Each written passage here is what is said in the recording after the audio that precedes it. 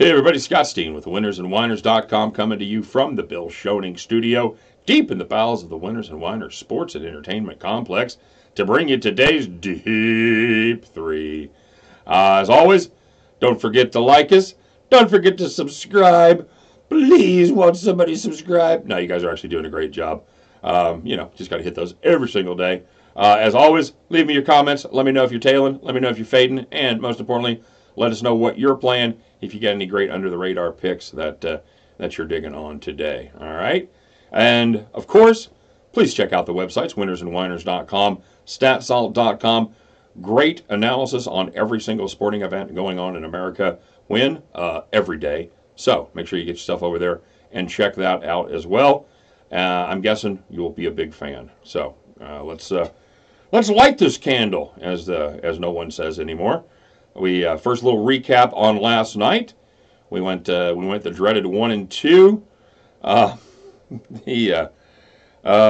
We tried to make that hero play with the Toledo game, the Toledo-Akron game, and those two teams combined for 20 points in the first 10 minutes, and that pretty much sunk us. They did okay the rest of the way, but never really recovered and got out of that hole.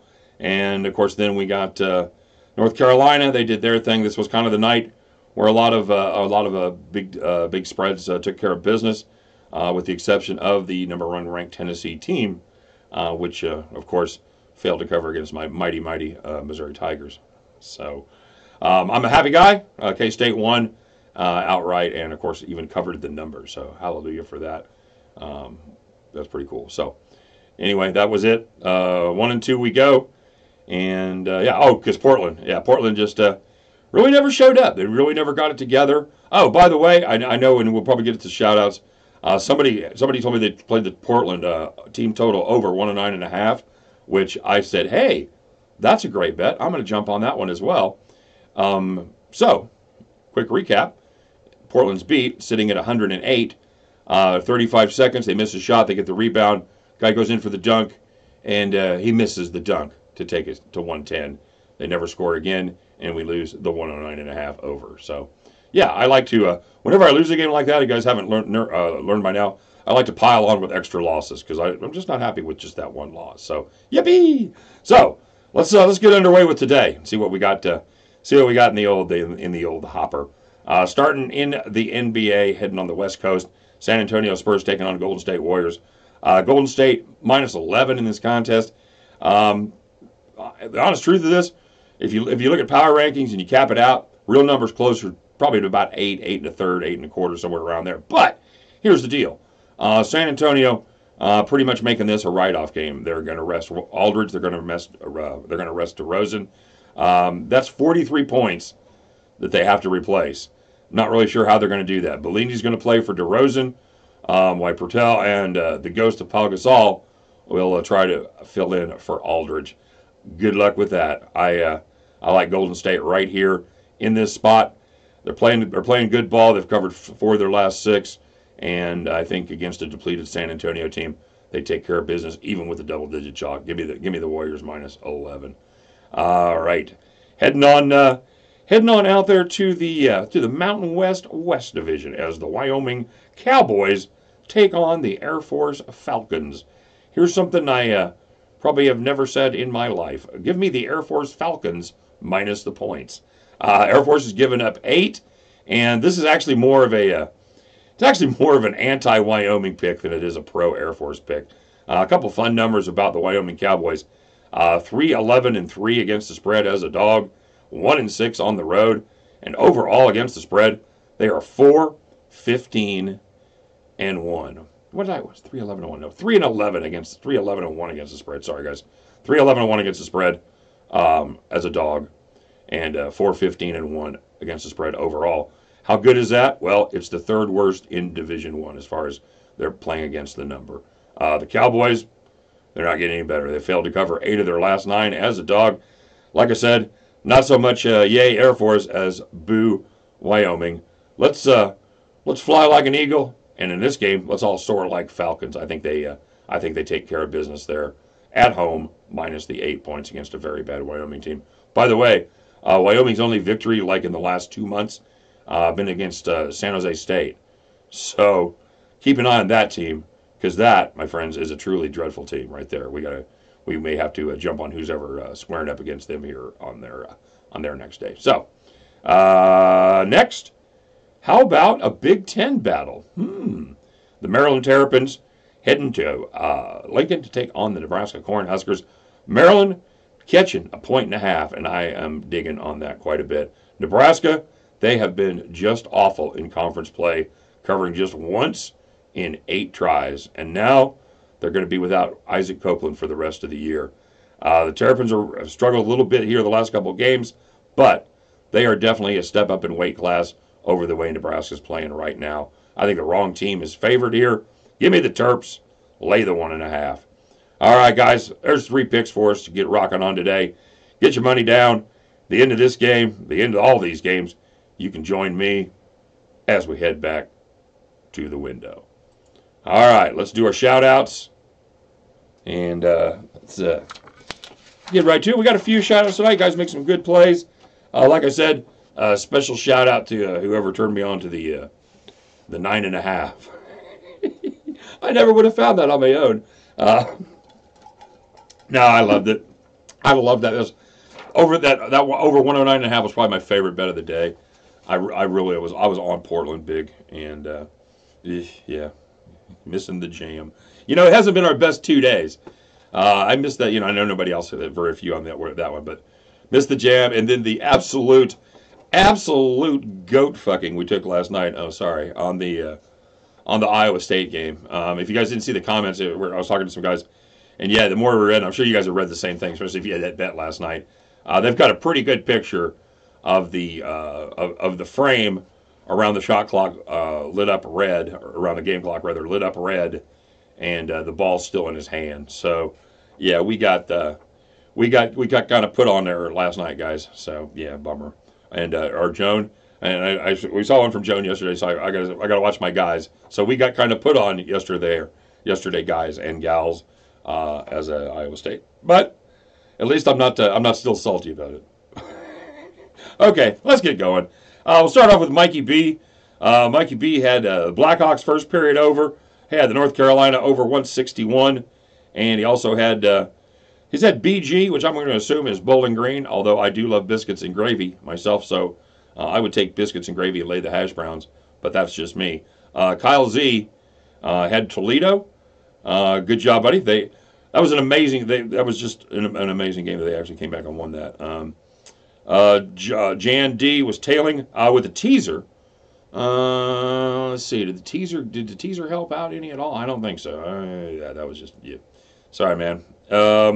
King Ham, he had LaSalle. LaSalle took care of business. I was actually looking at that game. Should have subbed it in for one of my other 2 games that were no good. So nice job, your porkerness. Yeah, very fine. The Divine Greek, he tailed us again. Opa! There will be no breaking plates enjoyed tonight as we go 1 and 2. Mike D had North Carolina. Nice job, Mike. Paulie T, he tailed us on 2 picks, and he took the Akron under. Nice job there. And then played a reverse with North Carolina and the North Carolina under. So creative play.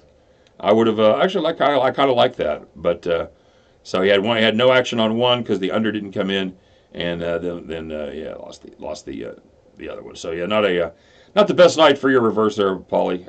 But yeah, I like the way you're thinking, and I like that play. Chris J had the Bostons under 209, and the Cavaliers plus 11. Ballsy call. They're taking the Cavs plus the points. It worked out well. The legendary King, he tailed us as well, and as we previously discussed, went 1 and 2. The Time Traveler, one of my favorites. He had the Tennessee Volunteers minus 10 in the first half, and he said death, taxes, and Tennessee beats up on Missouri tonight. The only 3 things that are sure in life. So, yeah, my Tigers, they inexplicably, they did it to it tonight. If I'd have played that game, you guys will be happy to know I would have played it absolutely wrong. I would have taken Tennessee to jump all over them and cover the 17. I probably would have been right there with the Time Traveler, laying 10 in the first half as well. I lay 15 in the first 10 minutes of the second. I don't care. I thought Mizzou was absolutely going to have nothing for them tonight, and they kept it close. They ended up losing by 12 and down 6 at halftime. So yeah, played a respectable looking game. The Desert Gambler took Bowling Green. Nice job there, sir. Miguel down in NOLA, he tailed all of us. 1 and 2. Yeah, okay. Hammer and Hank, he had the Grizzlies. Cole B hit North Carolina. Todd M hit Detroit. Hit the Portland over 211.5. That came through in spite of Portland's lackadaisical effort at scoring. And he had the Fresno over as well. The astute Aardvark, he astutely tailed us on North Carolina.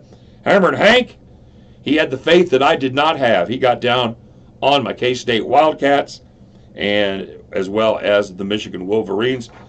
Two teams that, actually K-State had been playing well, but Michigan I had no faith in lately, so good job, Hank. I'm glad they came through for you. I love the K-State game. My son, I mean, you guys don't know my story, but my son's in the band there. He plays trombone in the K-State band, and he's a senior, and they had he'd never seen him beat KU. So this was for us folks that grew up in the heartland out here in flyover country, it was a pretty big deal, and I was super happy that they could beat KU, and my son could be there to see it. So very cool, and So anyway, okay, dad moment over. Where are we at? Borno had us on North Carolina. Marshall Mathers had Detroit second quarter. He had a combo with OKC money line and the OKC over 220. That cashed. Scotty C tailed us on tailed us, and we got North Carolina in, and Chris Rock, probably not the original Chris Rock, but another Chris Rock. He had the Blue Devils. I don't know how many he laid. Oh, we forgot to talk about that one for all you guys that played against Duke and cut yourself 23.5, 24.5, as Duke was pretty much dead in the water with about 4 or 5 minutes left as far as the spread goes, and it just went nuts and ended up covered by 25. They had how quickly they forget the other team. I don't remember who Duke was playing for. Whoever they were not good. Actually, they were ahead. That was the funny part. Duke was down 2 at halftime. They were down 4 right before they stole it, and then ended up getting a breakaway steal. Ended up being down 2 at halftime. Came back to win by 25. So usually somebody has to play Mizzou to have that kind of a half. So nice job. I wish I could remember.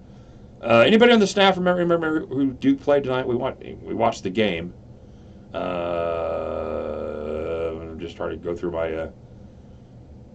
Yeah, okay. I'm old. My brain is gone. I watch a lot of basketball, so I know somebody will tell me in the comment section who they played, or I'll look it up in 5 minutes after this is over. But anyway, they played well, and Boston College. Boston College. There we go. That's the Soaring Eagles.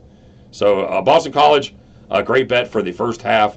And then I bet everybody that had Boston College was pretty cocky at halftime when they were up 2, thinking, well, I've got 23.5 points. How can I lose this one? Well, hold my beer. Here we go.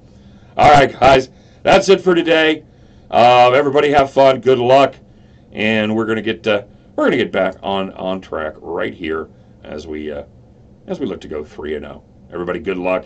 Talk to you in the comments section. Have a great day. Take care.